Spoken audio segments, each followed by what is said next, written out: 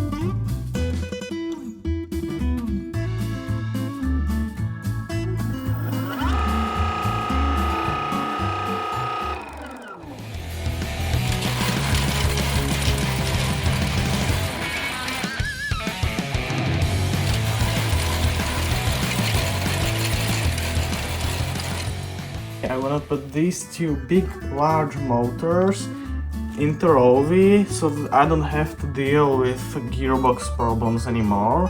So thanks guys for watching, and don't forget to subscribe to see upcoming videos of how these motors will actually perform in a real life tests on a Rovi.